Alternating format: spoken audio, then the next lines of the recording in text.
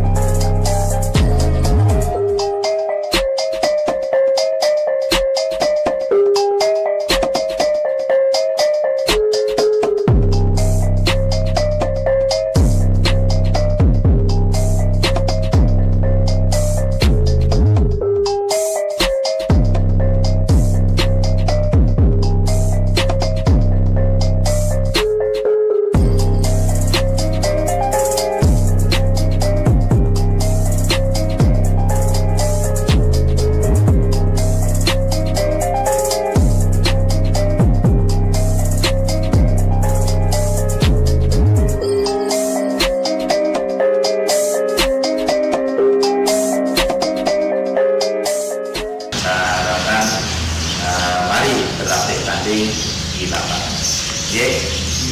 Itu matur.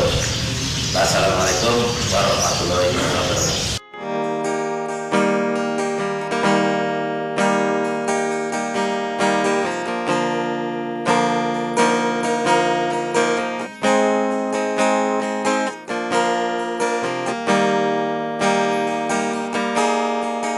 Berasal dari tahun yang sama, kita terlahir jadi saudara.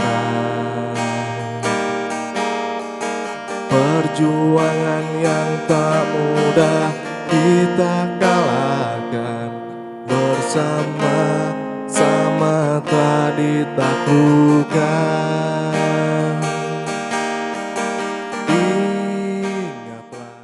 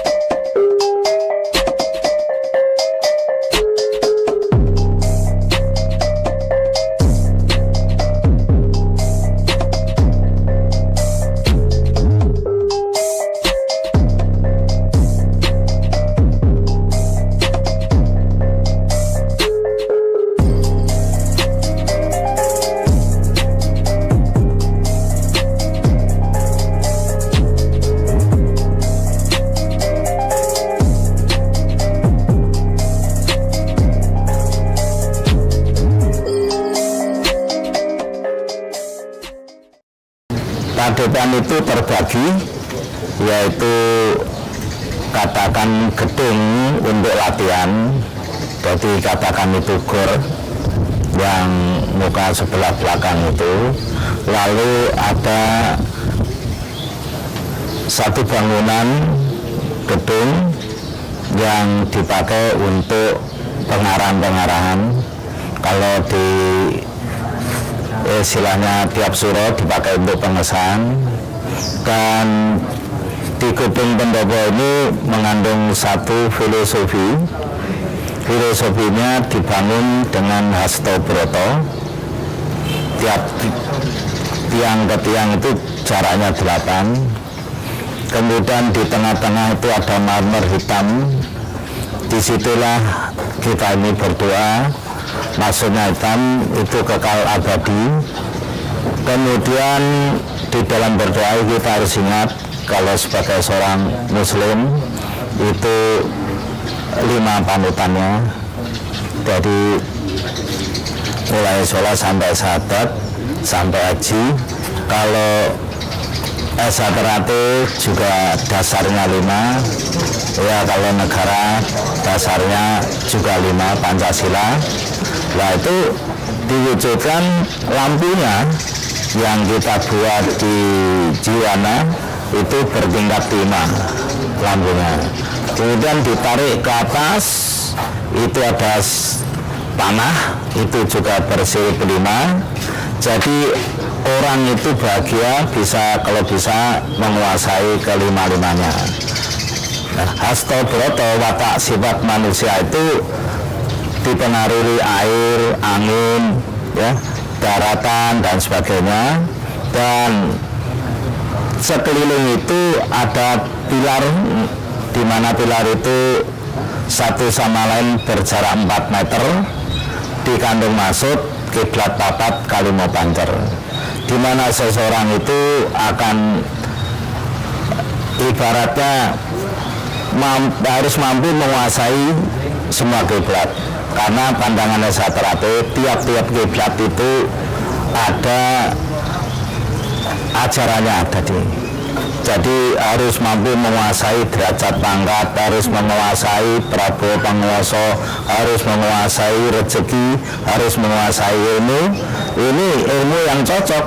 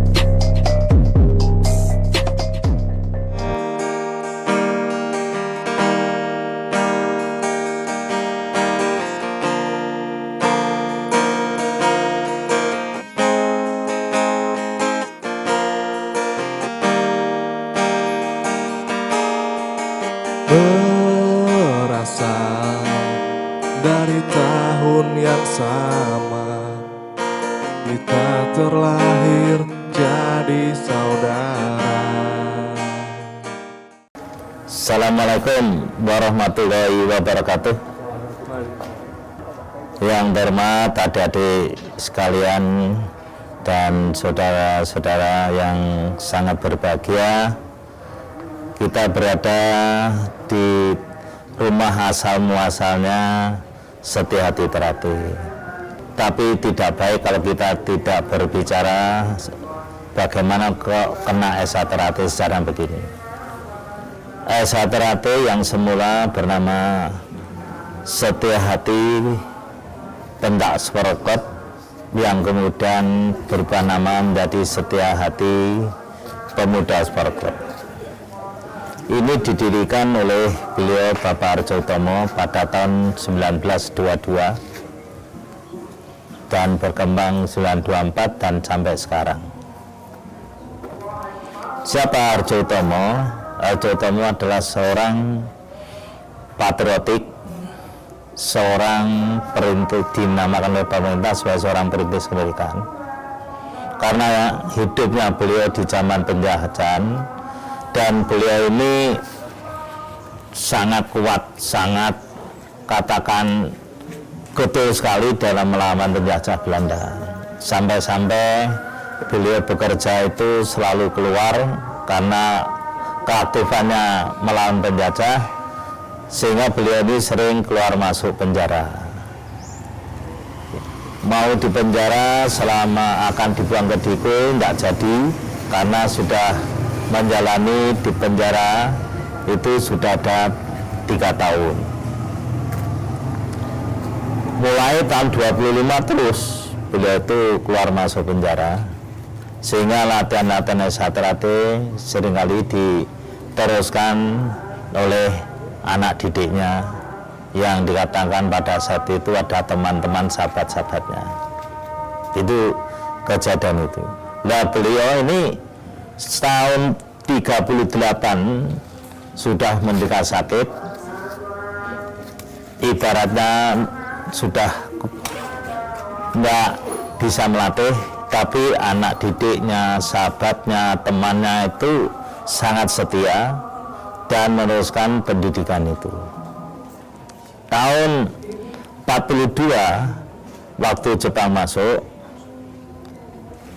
maka Saterate disepakati di dalam, katakan itu musyawarah bersama-sama kadang-kadang Saterate kala itu, atas usul yang namanya Suratno Surangpati, tokoh Indonesia Muda, mengusulkan SHPSC, Esa Pemuda Seperguruan, dirubah namanya menjadi Setia Hati Terate.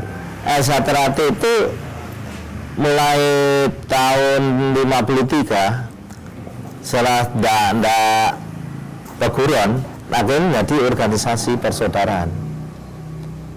Jadi Esa Terate itu bertumpu pada paseduluran. Ini terbukti waktu saya kecil di Surabaya ada Esa Terate dipimpin oleh Pak Darsono Arjindro. Kemudian di Mojokerto ada Esa Terate dipimpin Pak Wedono. Di Madiun ada Esa Terate dipimpin Pak Harjo Utomo, Pak Tomo Mangkujoyo. Nah, kemudian di Solo ada Esa Terate dipimpin Makmur Kaji. Ada di Jogja yang dipimpin oleh Pak Sayo. Ini tidak ada hitam di atas putih sebagai hitam, tapi tujuan utamanya sana, untuk didik, menjadikan manusia betul-betul tak ada nggak salah. Bagaimana mencapai ini?